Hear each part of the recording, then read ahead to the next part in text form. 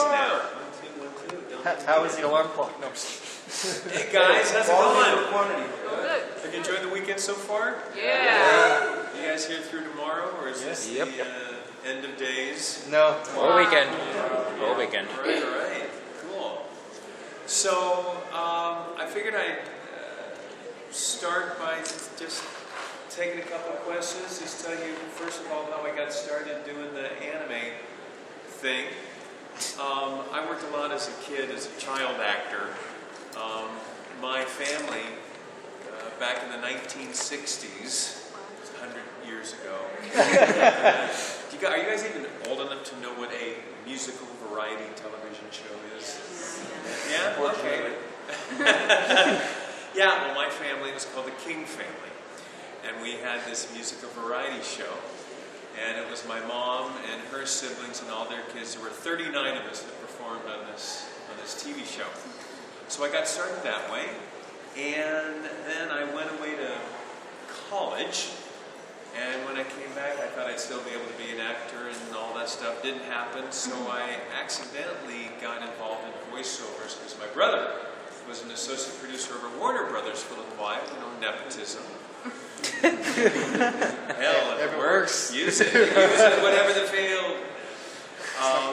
And I met some people there who said, you know, you got kind of a cool voice. You ever thought about doing this, like, you know, like as a career kind of thing? And I went, no, I'm going to be a movie star. I'm actually very glad it worked out this way. And they sent me up with a coach and introduced me to an agent, and I never looked back. My first audition, I crashed. I was not invited. And I just showed up at the place and you know, went up to the desk and I said, hi, Cam Clarke. She was yeah, no, sorry, we don't have you here. Well, you better look again, because obviously I'm here. How would I know? And so I auditioned and got the part. Yes. And it was through this company that I ended up getting the Robotech job. We did a couple of cartoons from Spain. One, Dog Tanyan and the Three Muskehounds. Wow. I think aired in the South, in Wales only, or Dublin only or something. And another one called Around the World with Willy Fogg. And then we had the Robotech series start, which brought me here to be with you guys today. So that's the long and the long of it. Anybody have any questions? Yes, sir. The mustache. So, like, how do you go from the mindset of like super serious Liquid Snake to something like the ferret from back in the morning yard? It seems like those kinds of characters are so different. I go off my meds. Yeah, so drop your meds, everyone. It'll be fun. Come on. There'll be like 200 of us in the room. No, just as a... Have you ever done theater or acting or anything like that? Yeah, it's just part of the kit and caboodle of trying to do all the different gamuts, whether you're an actor or a singer or a speaker, that kind of thing. Some people are great with comedy and stink at drama, and some are great at it all, and vice versa. Anyone else? Yes? What is the secret to the voice crack? We do Keith Burns and Monster High. Like, how is it possible that you can do the I'm still maturing? You know, Keith Burns, this part, he sounds a little bit like, you know, like Shaggy. But I don't know, it's just something that I found in my voice, and when they want a character that's going through puberty, they kind of call on me. And it also works when you're doing little critters too, when they want a voice to crack. I don't know how I found it. I guess being an only child and having zero friends, you sit there with your sock puppets and... Now I have friends. You're just right, you got friends. I got lots of friends. Shut up. Just messing around with your voice. I remember one Christmas I received as a present, and it was like I might as well have got the entire, Star Wars, every action figure in the world, I was given a tape recorder. Bum, bum. And it's now the Smithsonian Institute. And a lot of kids, this wasn't like a weird thing. A lot of kids, we got tape recorders as presents, and they were the little reel-to-reel tapes. And I would drive my family nuts. Like going around the house, mom's cleaning house or whatever, and I'm like, wait, but we have this news-breaking interview. I have to interview right now. Mother, talk. I can't be interviewed again right now. So there was a lot of time just playing with imaginary friends and recording it and playing it back. And having no idea that I was actually studying in a way or honing in on things, but just... I don't know if any of you guys do that kind of thing with the cassette player or whatever came next. What's that? I do it in front of a mirror. There you go. But you can't play that back, and if you can play your image back in a mirror, you're really scaring me right now. Do you ever listen to your recordings and be like, oh, was I possessed or what? That's what I'm saying. Anything else? Yes. First, thank you for the phone call yesterday. Oh, you're quite welcome. And second, what did you think of the Michael Bay Ninja Turtles reboot? I didn't see it. I always thought, just like with Scooby-Doo, that when once I realized that the Turtles was a hit, that wow, this is going to be huge. It could be a fad and be dead in 5 or 9 seasons, or it could go on forever, and I'm set. Well, as you guys know, they didn't. Did I get all of the water? They didn't know. Oh well.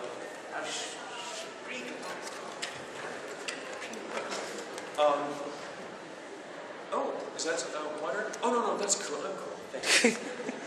I thought I'd be riding this Leonardo puppy to the barn, and each incarnation they've changed cast from the very first movie, and then Rob Paulson, of course, who's in the new one, so I hate him a lot.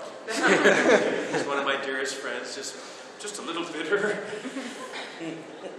But no, I love we go out all together to some of these conventions, and it's a blast. And he's having a blast being part of the old guard and the new guard. So I didn't see it. I didn't get. Of course, who's going to walk up to me and say, "Oh, this is so much better than yours"? So, I don't know what other folks thought about it. I did not feel it. I did get to do a voice on the Turtles live action. Is it skating? Is it ice capades? Some they did with dry ice. I don't know. But one of the voices in one of the live traveling shows. Anyone? You, sir. Do you have like a favorite voice you like to use or? Often what you'll do is, besides when you get a picture of the things you're auditioning for, and like seeing the image of Liquid Snake, and you see this good-looking guy with this big shock of hair and the coat. Oh wait, that's me. And so you get this sense that he's really virile alpha man kind of guy. Whose phone was that? Done. Yeah, done. Oh, sorry, guys. You'll look at the pictures and decide what kind of thing might be fun. Sometimes you'll also have voices that you've messed around with that you were hoping will someday be used, and you kind of audition for just about anything that's at all possible. You throw this voice on. And the one that I've been waiting to be able to use and finally got to use for a few years on a series was for a show, first a feature called Barnyard, and then the cartoon show Back at the Barnyard. The character is Freddy the Ferret, and he's got eyes that go in different directions, and he talks kind of like he's a kid with a lisp, and his voice cracks like that, and he's kind of like if Rocksteady had a baby brother. Yeah, he was kind of, I kind of made this voice off of the actor Gene Wilder when he would get upset. shred like this, faster and faster. Veruca Salt! So that's the voice I've had the most fun with. And again, to address your question again, one of the things when you're doing voice acting is you want to make sure that if you're auditioning for something, that you're not using a voice that you can't sustain.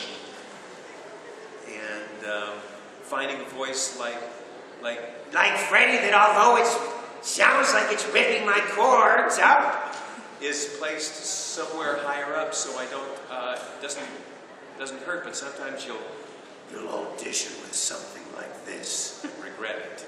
So you learn not. Anyone else?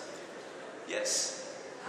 When you're voice acting and you have a blooper or something, is there any like mess ups that were really embarrassing or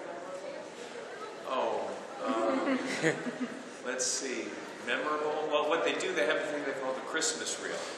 And most shows will, as a present at the end of the season, they will just string all the screw-ups, all the fuck shit. You'll just hear Leonardo cursing a blue streak, and, strawberry shortcake, just going, the powdered puff girls are going, God dang it, blow me! So those are pretty fun. I mean, it's such an easy, cozy environment. It's not like there's going to be anything that's embarrassing. It's just you goof up and you pick up and you start over, which is great. And sometimes they like you to mess around. If any of you were here, I think it was yesterday's panel on Barnyard. On games, they're so precise, you don't ever get to mess around with the dialogue unless it's run by committee and you're changing the word of to an. That's about it. But on Barnyard, we would do the script, each scene as written, and then they go, okay, your turn. And then they just turn the mic on, and we just kind of prance all over and stomp all over the lines and everything like that. And sometimes the stuff would be used. So you get a real organic sense of what the performer can bring to the character who's lived with the character for, creating it for all that time, as opposed to in a video game where it's a little less, you create from the concept, but then it's like, here we go. And it pretty much holds to that, especially also because you record alone so much of the time in the games, whereas in cartoons, you get to bounce off of each other. Anything else? Yes, sir. Would it be right for me to assume that, like, you kind of remind me of Robin Williams in a way? In the sense, like, when you're here and you're kind of like, you're only allowed to do this much, you're like really funny, happy-go-lucky kind of guy, but once you're allowed to let loose, you're just like a really dirty, perverted bastard. Would that be fair to say that? But hilarious. In a funny way, in a good way. Do I have Tourette's? And quite often, yes. No, I do. I spend so much time with adults that I have to remember. I'm constantly going, oh, shit, I mean, shoot, shit. Oh, shit, noodles. Or there's that, too. Anything else? Let's see. There. So the two of us are in Team Rocket, Arizona, and we are currently celebrating our 5th anniversary. So can we get a birthday message from Liquid Snake? You bet. And who is this to? Team Rocket, Arizona.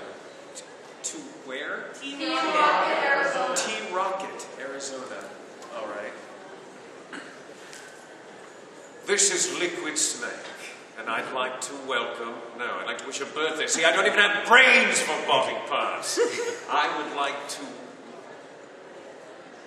This is Liquid Snake.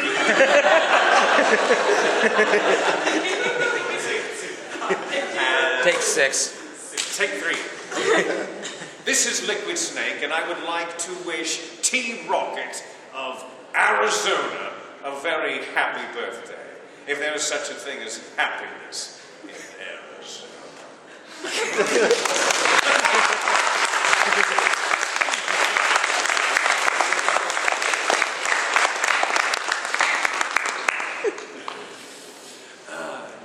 Yes, back there. Besides maybe your friends, who are your two favorite actors you've ever worked with that you really enjoy? Oh, that's another thing. We get the opportunity to work with, you know, a lot of really fun people. And for me, it's like meeting big stars is not as big a deal as meeting people, well, like from your childhood or people that, you know, you admire. Again, I'm 110 years old, so most of you won't know this reference. There was a show back in the 1960s called Father Knows Best. And anyone? I know that show. Yeah? Yay, enough hands going up. Well, I did a series called Eek the Cat.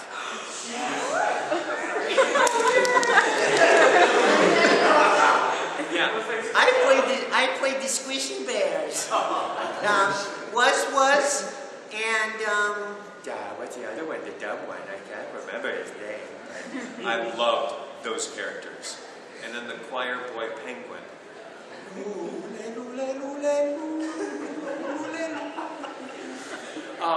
Where was I? Oh, old people and their ramblings. Seriously, I forgot. What was it? Oh, Father Knows Best. Yeah. So on the show, there were 3 kids. The oldest daughter was Eleanor Donahue. She played the mom on Eek the Cat. And if you want to Google her, she was like this 1950s version of teenage. She was, her father called her Princess. Hello, Princess. Oh, Daddy. Anyway, meeting her, I would watch her when I came home from school. Already the show was in reruns. And to get to meet her and some other people like that, a gal, Karen Valentine, that was from a show called Room 222 and did a lot of movies. These are the kind of people that I loved meeting. I'm trying to think if there's anyone I didn't love, but I shouldn't tell that when all these cameras come on. You'll have to come up to me later, and I'll have to pat you down to see if you're wearing microphones. Because those exist. Yes. My friend Zach sadly can't be here. Could you say something in Liquid the Snake's voice for me? Sure. And what is your name? My name is Lucas. But Lucas? Yes, but my friend's name is Zach. Yes. All right, this is to Zach. Hello, Zach. Lucas is so sorry that she couldn't be here today, but she's a little tied up. You understand. Get over here, Zach.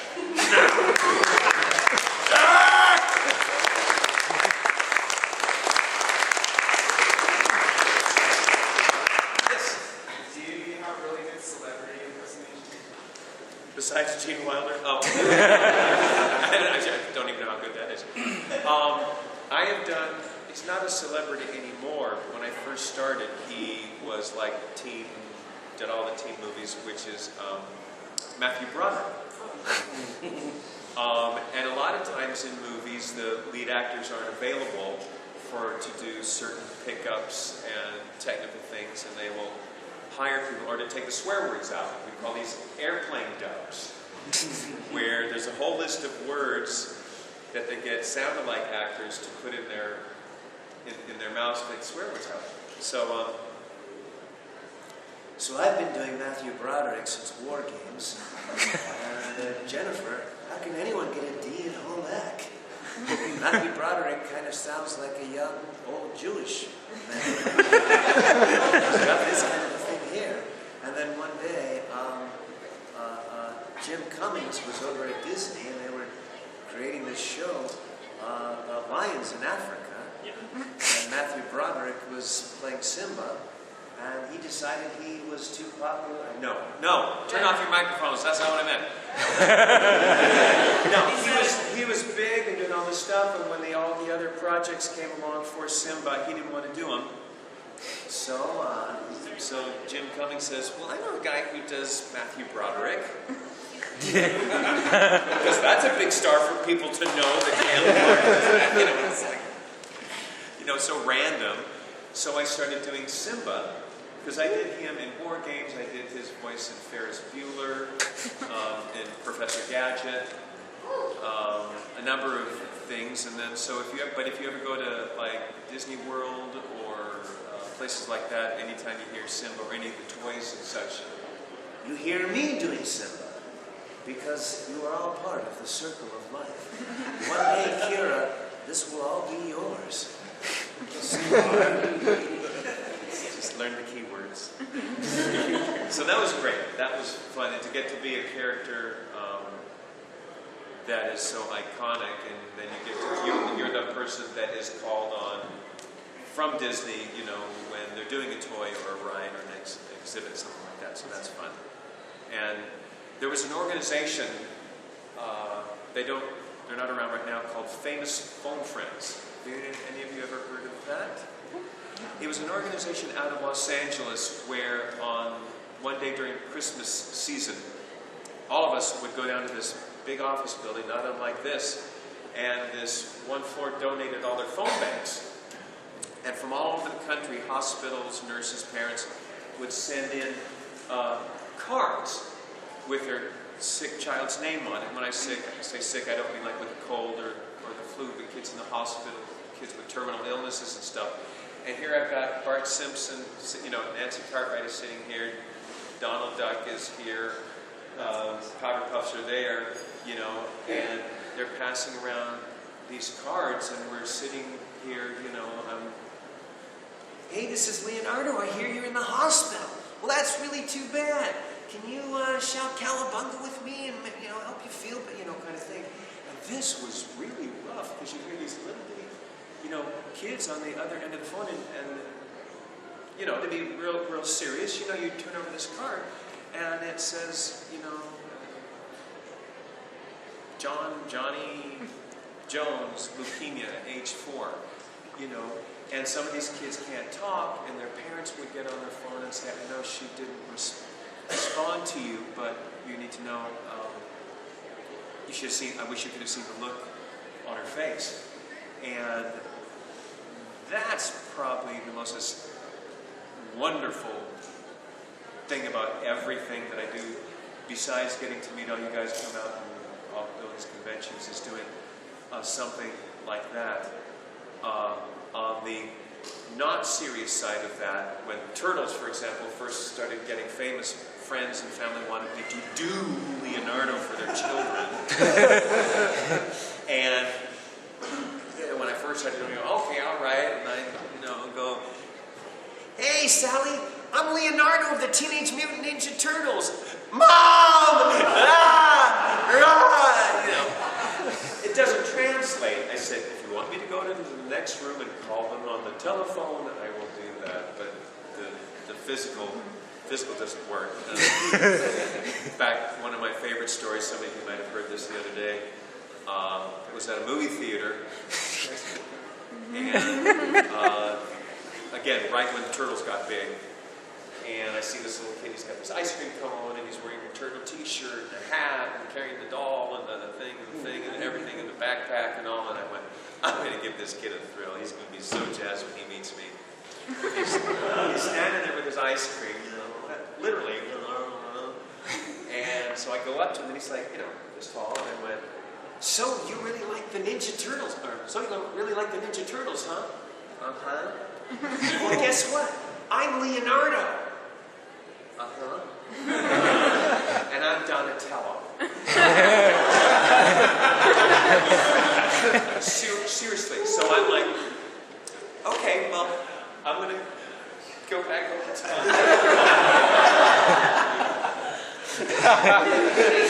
And he's like, I just got no one called the cops, So you learn how much what I do, is about magic and the creation that all of you guys had growing up in your heads, or watching the screen as it's laid out there. And unless you're old enough to comprehend, don't have me do this in front of your children. Anything else? You also did Rocksteady. What's that? Did you also do Rocksteady? I did. Rocksteady, and I think a couple of things on Turtles. We're Rocksteady was a lot of fun, again, because he was like a big baby. A giant 3,000-ton baby rhino. Real cuddly. Yes? What was the most challenging role for you? I would say there's a genre that's challenging, which is early games.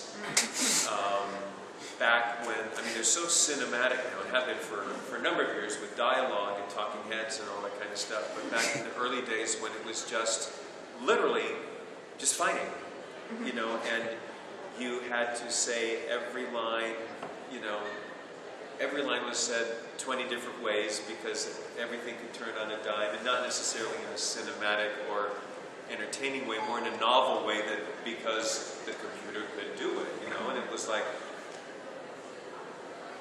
that's 10 down, 1 to go. Boop. That's 9 down, 1 to go. Boop. That's 8. You know, and just do the whole script like that. And it was so much screaming that now when auditions go out, they even will say, there's always a questionnaire with the answers right next to it. It says, is this a stressful role? And it says yes. And then you decide, I don't do zombies anymore. You know, so you just decide if you can sustain something. So I would say that whole genre. And no, I don't. Unless a zombie just is shy and gurgles a couple of times, I generally pass, you know, on something. Or I'm the coward that's running away that's locked in a closet like a zombie island. So a lot of hiding behind doors. Yes, sir, back there. So, say economic flip the script and you replace Snake, what would your voice be? Should keep it the same as Liquid, or would you have a different voice? Wow. That's a good question. Let's see, if I were solid, if I was so solid, I think solid would probably be Liquid, stop! Just because you're big and beautiful and blonde. Do you see how I keep coming back to this theme? Yeah, we make him a real wuss. So I can finally win. Yes, back there. You sound like you're Meryl. I sound like this too. Everyone sounds the same. No, if I was Meryl, I'd sound like this. Smokes a lot. Smoker's voice. Yes. So speaking of some of the older games, apparently you've done stuff like some of your characters include like Soldier Number 4 from Wolfenstein and stuff like that. So like how exactly do you get those kind of like really How is it what? roles?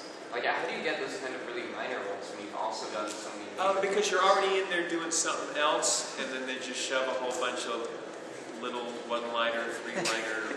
While you're here, Yes. take, you know, Yeah. go No, do so this. while you're here, here's Soldier Number 1. Here's the grandma. You know, here's the 3-year-old, you know, Pegasus, My Little Pony thing. They just, you know, also a lot of people, they come to know what you know, what your range is and stuff. One of my favorite things that I got to do was a commercial. It was an insurance commercial where within the 60-second spot, they wanted the guy in it to go from 16 to retire. So that was really fun to, you know, start off riding on a skateboard, and you know, then he gets his car, and he's in high school, and he goes to college and starts dating, and then he gets married, and he has some kids, and the kids go off to college, and then it's finally time for him to retire. So it's just learning how to swing your voice subtly into all different areas on the age spectrum, or even go farther to a 700-year-old wizard or something. You hear from? When you're playing multiple characters in the same show, do you ever have to play off yourself during a recording session? Yeah, often Leonardo and Rocksteady, you know, I would just bounce back and forth from Rocksteady to Leonardo, and from Leonardo back to Rocksteady. Maybe then into Simba, if that was... Over to He-Man, because you have the powers. What Shriek says, what's his name? Heath. So no, there's a lot of back and forth. I find it's kind of a fun challenge to do it, but it's also good to, we'll do it both ways. One boom, boom, boom, back and forth, and then all one character and all the other. Yes, in front. So was like Robotech your first exposure to like anime, or like what was your first impression? I of guess, it? I don't know if these other two span, I mean, I don't know what the literal definition of anime is. Like Japanese made cartoons. Oh, these other two that I mentioned, D'Artagnan and Three Musketeers, was done in the similar fashion, but I don't know. We did it all out of the same studio. It kind of, the look of it was not the anime look, but it was the same process. You know, they were foreign language cartoons. Actually, I did one just before Robotech, which had been done, I don't know why they do them so many times, G-Force. Okay, yeah. What's that? What is that? What is that word? These other names, they called it G-Force, Gachimon, and Battle of Fighters. Which one was I in? Help me. I was what? You were in G-Force. G-Force, which was number 2? It was the first one, I believe. Oh, the first No, one? it's the second. Battle of the Planets was first. So how many versions are there of that? It's getting crazy. Right. And counting, right? Yeah. Okay.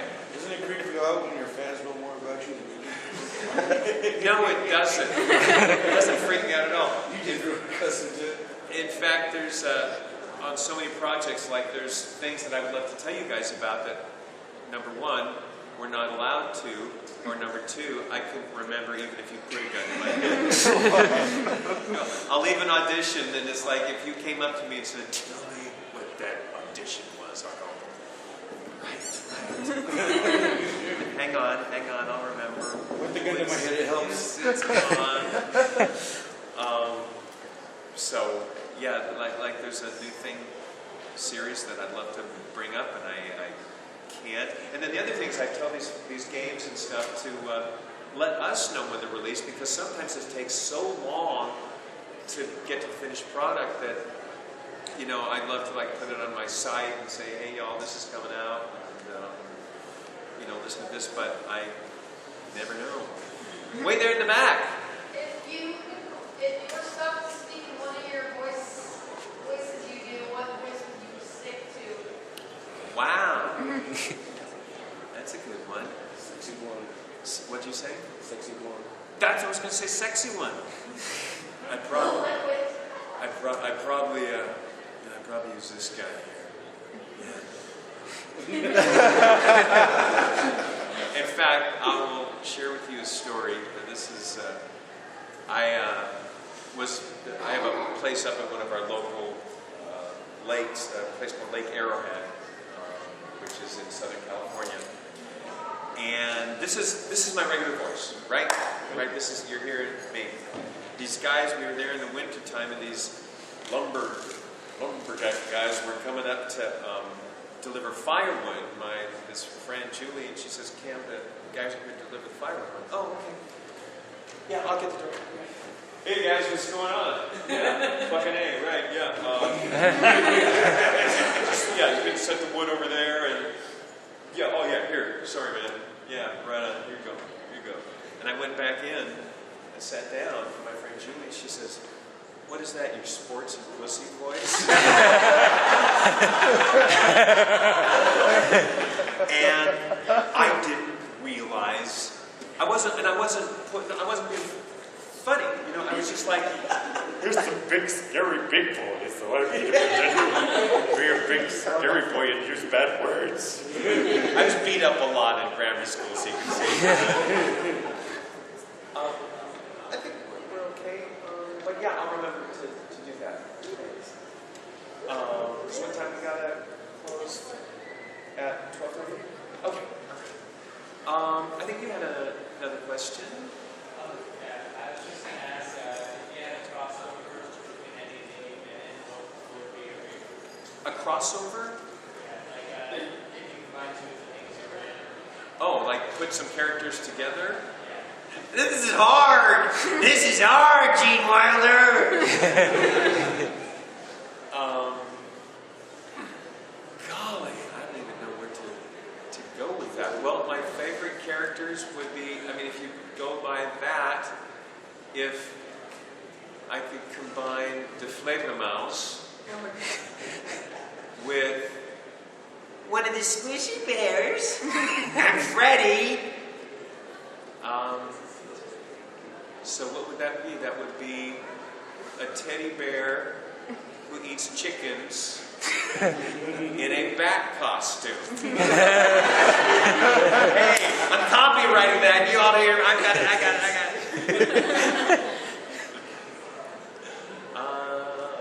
You there?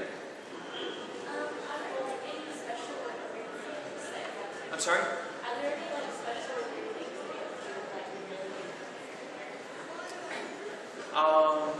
I wish I could give you some really heavy-duty scientific actor story, but I kind of just make sure I have my hot tea with lemon and a green apple. Y'all heard the green apple bit? Yeah, there's something that when in the green apple, in the pippin, I think it is, there's some kind of an enzyme which if, the engineer would go, Cam, get a sip of water because you're sounding really smacky. And they also have a barrel of apples, a certain enzyme that really activates the saliva and loosens everything up. And so you see at studios this basket of little green apples. Yeah, little boy, I like green apples. Yes? What does transgender tangerine taste like? Come up to my room afterwards.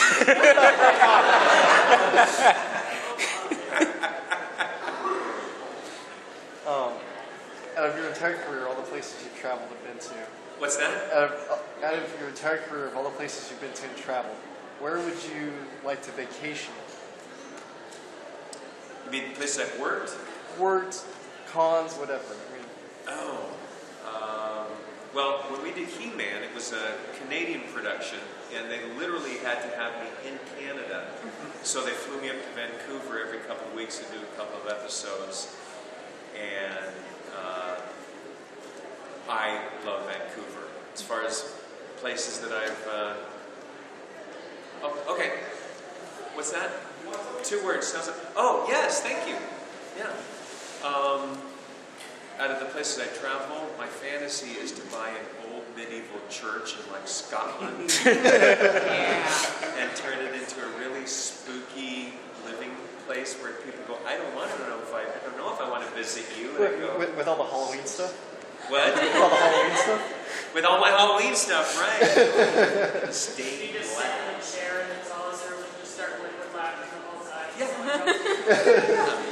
Yeah, but then you'd have meddling kids.